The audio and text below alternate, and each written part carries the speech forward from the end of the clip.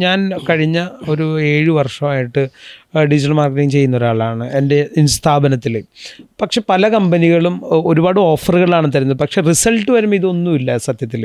അപ്പോൾ തന്നെ അതുകൊണ്ടാണ് ഞാനിപ്പോൾ ഇൻഹൗസ് ചെയ്യുന്നത്. അപ്പം നമ്മുടെ നിയന്ത്രണത്തിൽ തന്നെ വരും. എന്നാൽ പോലും അത്രയും ഒരു ഈ പറയുന്ന കമ്പനികൾ ഓഫർ ചെയ്യുന്ന ഒരു റിസൾട്ട് കിട്ടാറില്ല സ്വാഭാവികമായിട്ട്.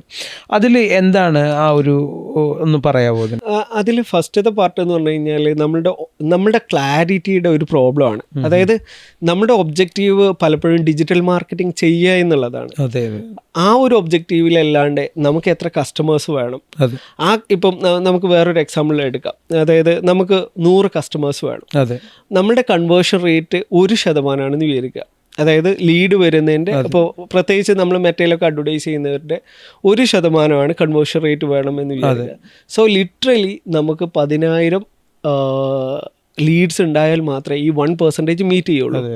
അതിന് പകരം നമ്മൾ ഡിജിറ്റലി കുറേ അഡ്വർടൈസ് ചെയ്തിട്ടോ അല്ല, ഈ ഒരു ഒബ്ജക്റ്റീവ് മീറ്റ് ചെയ്യാത്തിടത്തോളം കാലം നമുക്ക് ഈ 1% കൺവേർഷൻ റേറ്റിൽ നമുക്ക് അച്ചീവ് ചെയ്യാൻ പറ്റില്ല. ഇത് ഒരു പോയിന്റ്. രണ്ടാമത്തെ പ്രോബ്ലം എന്താ വെച്ച് കഴിഞ്ഞാൽ ഇപ്പം നമുക്ക് ഈ 1%-നെ 2% ആക്കാൻ പറ്റിയെന്ന് വിചാരിക്കുക. സോ 10,000 ലീഡ് വേണ്ടവരുത്ത് 5,000 ലീഡ് മതി. അതെ. ഇത് മാത്രമല്ല, ഈ 5,000 ലീഡ് കൊണ്ടുവരാൻ നമുക്ക് എത്ര ചെലവുണ്ട് എന്ന് നോക്കുക.